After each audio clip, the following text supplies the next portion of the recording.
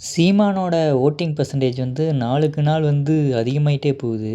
என்னன்னு பார்த்தீங்கன்னா, ஃபர்ஸ்ட்டு 1% இருந்தாரு. அதுக்கப்புறம் 4% இருந்தாரு. அதுக்கப்புறம் 8.5% வந்திருக்காரு. இப்போ 2026 எலெக்ஷனில் அதிகபட்சம் 15லேருந்து 16% வர்றக்கு அதிக வாய்ப்புகள் உண்டு அப்படிங்கிற மாதிரி தெரியுது. ஏன்னு பார்த்தீங்கன்னா, இன்றைக்கி கூட திருநங்கை வேட்பாளரை வந்து நிறுத்தியிருக்காரு. இந்திய அரசியல் கட்சிகள்லே யாருமே வந்து திருநங்கையை வந்து வேட்பாளர் நிறுத்தினதில்ல. அந்த மாதிரி நிறுத்தியிருக்காரு. அதுக்கப்புறம் ஒதுக்கப்பட்டோர் பிற்படுத்தப்பட்டோருக்கெல்லாம் வந்து ஒரு இடஒதுக்கீடு தர்றாரு. அவங்களுக்கு வந்து சரிபாதியாக சீட்டு தர்றாரு.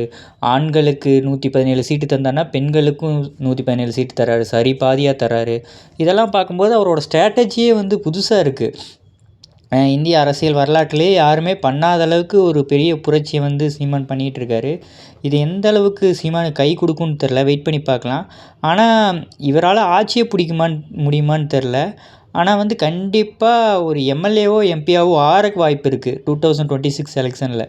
கண்டிப்பாக வந்து ஒரு 15-16% போய் நின்று மற்றவங்க உள்ளே போகலைனாலும் பரவாயில்ல, சீமான் வந்து ஒரு எம்பியாவோ எம்எல்ஏவாவோ ஆகி உள்ளே போயிட்டார்னா அவர் கேட்குற கேள்வியில் வந்து எதிர்க்கட்சிகள் வந்து பயந்து தெரிச்சு ஓடும். அந்த மாதிரி தான் இருக்கும்.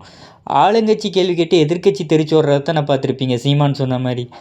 ஆனால் வந்து சீமான் உள்ளே போய் கேட்குற கேள்வியில் எதிர்க்கட்சிகள்லேருந்து ஆளுங்கட்சியிலேருந்து எல்லா கட்சியும் பயந்து ஓடுற நிலமை வரும். அதுக்கு வந்து சீமான் வந்து ஒரு எம்எல்ஏவோ எம்பியாவோ ஆகணும்னு சொல்லிட்டு நான் நினைக்கிறேன்.